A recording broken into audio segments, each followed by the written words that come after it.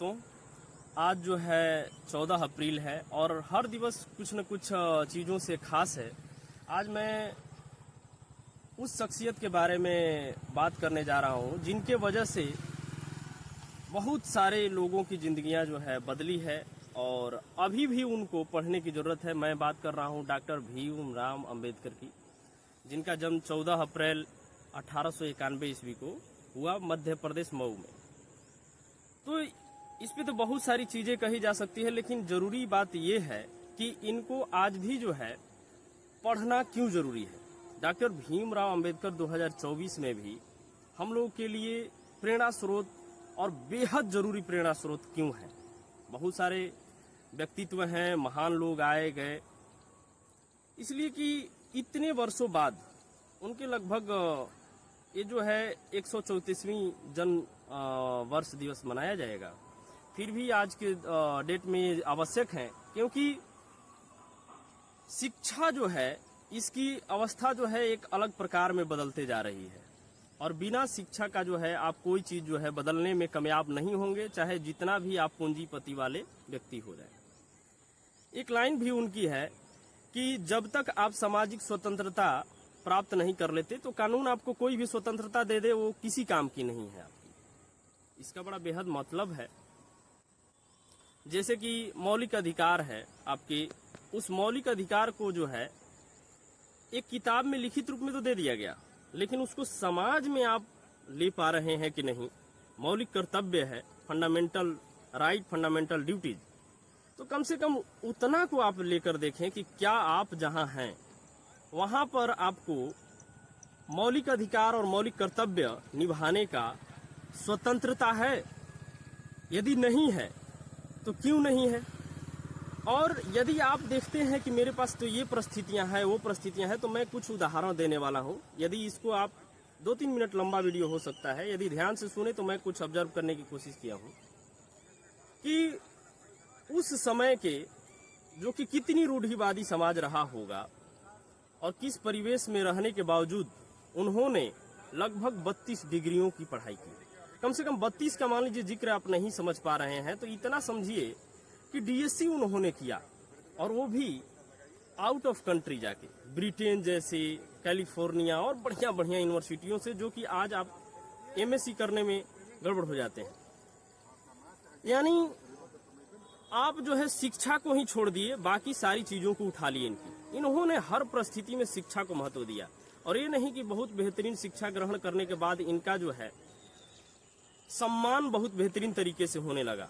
आज भी लोग विरोध में हैं। शिक्षित व्यक्ति का हमेशा जो है विरोध में कोई न कोई रहता है। मैं भीमराव अंबेडकर की बात पुरजोर तरीके से इसलिए रखने की कोशिश कर रहा हूं कि पता नहीं इसको कई कई चैनलों पे कितने प्रकार से लोग तोड़ मरोड़ के रख रहे हैं। सीधा सीधा इनका जो सबसे प्लस पॉइंट था कि आप शिक्षा को जोड़ दें, और शिक्षा ऐसा बेहतरीन चीज है जो हर चीज को जो है अलग कर देता है। यदि उनके पास शिक्षा नहीं होता तो सोचिए कि क्या आज भी हम लोग उनके बारे में चर्चा करते। उनको शिक्षित उतना बेहतरीन होने के बाद भी आप लोग पढ़े होंगे तो बम्बई प्रेसिडेंसी उस समय जो हुआ करता था, संविधान सभा का सदस्य बनने के लिए जब चुनाव हो रहा था तो उनमें पूरा जोर लगाया गया कि ये जो है एक दलित समाज का व्यक्ति, इतना पिछड़ा हुआ व्यक्ति कैसे इसमें आ सकता है। उनको हराया गया वहां से। उसके बाद उन्होंने फिर बंगाल से लड़ा और फिर जीत भी गए। तो कहने का मतलब है कि आप जो है अपना प्रयत्न जारी रखें सही करने के प्रति। वो ऐसा नहीं है कि किसी को गाली देते थे, ये करते थे। अपने हुनर होने के बाद भी आपको लड़ना तो पड़ेगा ही, और अंत तक लड़ना पड़ेगा। जब जब जो है उनको प्रोफेसर भी बनाया गया उनके हुनर के आधार पे, फिर भी उसके बावजूद उनको जो है उस प्रकार की रूढ़िवादी चीजों का सामना करना पड़ा। जैसे कि जितना भी चपरासी थे वो उनको पानी पिलाने में उस समय भी हिचकते थे, फाइल नहीं सही से दे पाते थे कि ऐसा व्यक्ति कैसे वर्क कर सकता है। मतलब ये आज नहीं, बहुत पहले से शिक्षा का जो है दृष्टिकोण बहुत गलत दृष्टि से रखा गया, उसको अहमियत नहीं दी गई। यदि आप बिहार के लिए बात करें प्रॉपर, मैं बिहार से हूं तो इसलिए मैं एक उदाहरण देना चाहता हूं कि बिहार के ही एक मैथमेटिशियन थे जिनका हाल ही में कुछ दिन पहले निधन हो गया था। बसंतपुर के थे,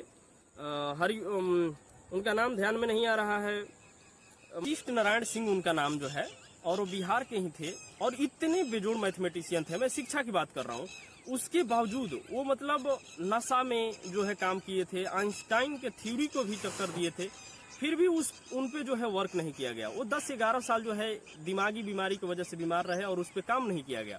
बाकी यही उदाहरण आप बाहर के देशों के लिए लें, जैसे कि स्टीफन हॉकिंग्स, उनका भी निधन हो गया।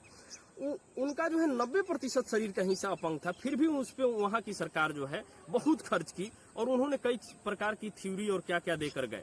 तो इससे ही पता चलता है कि भारतवर्ष कहने को तो है कि नहीं, हम लोग जो है वैदिक परंपरा, कौन कौन परंपरा को योगदान दे रहे हैं, लेकिन इक्वालिटी नहीं हो रही है। सबसे बेहतरीन बात है कि शिक्षा जो है, शिक्षा को जिन्होंने बेहतरीन तरीके से समझा, सच में समाज को योगदान देने का कार्य किया, उनको जो है लोग बेहद लास्ट में समझे।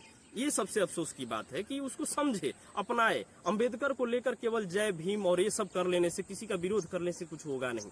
तो अंबेडकर का सबसे बेहतरीन बात है कि आप शिक्षित बने, खूब बेहतरीन तरीके से शिक्षा ग्रहण करें। और शिक्षा जो है छाननी का काम करता है कि क्या गलत है क्या सही है, उस पे जो है काम करने का काम करेंगे। और हमारे जितने भी युवा पीढ़ी है वो सिर्फ क्लिप और किन चीजों में फंस जा रहे हैं, पूरी उनका जो है बेहतरीन जीवन चरित्र बिना पढ़े और उस पर टिप्पा टिप्पणी करने लगते हैं। आप उनका सिर्फ जो है एक पुस्तक है ऑटोबायोग्राफी, उसको पढ़ें।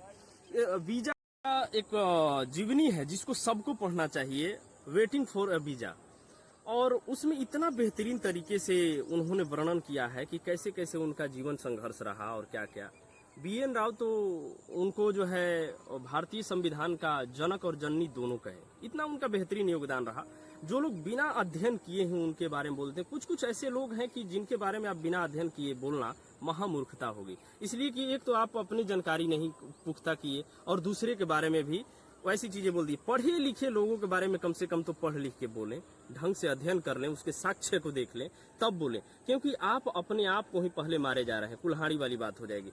इसलिए कि आज भी इतनी रूढ़िवादी चीजें हैं, कुछ ऐसे मानसिकता के लोग हैं कि उनको पढ़ना नहीं चाह रहे हैं। मैं तो कहता हूं कि अम्बेडकर जो हैं वो पूरे समाज में जो लोग अपने को जागरूक नहीं कर पाए हैं उन सबके जो है मसीहा है, और उनको पढ़ना चाहिए, पुरजोर तरीके से उनको जो है अध्ययन करना चाहिए। उसके बाद देखना चाहिए, उनसे सीखना चाहिए कि उतना अध्ययन करने के बाद भी, उतनी वैसी परिस्थितियां रहने के बाद भी समाज को कैसे आगे बढ़ाया जा सकता है, कैसे आप समाज में आगे आ सकते हैं बिना किसी को कुछ नुकसान पहुंचाए, अपना योगदान कैसे दे सकते हैं।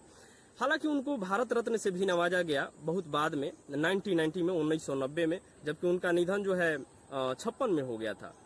पहले दे देनी चाहिए थी। खैर, उससे भारत रत्न से भी बेहतरीन कार्य करके चले गए।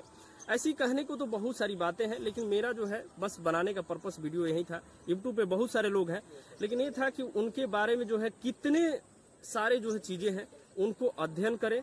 सबसे जरूरी चीज जो है कि संविधान केवल आप लेकर और जय भीम करते हैं, उससे बेहतरीन कि आप उसको अध्ययन करें, उनकी मेन लिखी हुई पुस्तकें और उन पे आधारित न जाने कितनी पुस्तकें हैं उसको पढ़ें, तब जो है जाकर आपको पता लगेगा कि समाज में और कितना बेहतरीन कार्य किया जा सकता है, बहुत सारी परिस्थितियां रहने के बावजूद भी। ठीक है, जय हिंद दोस्तों।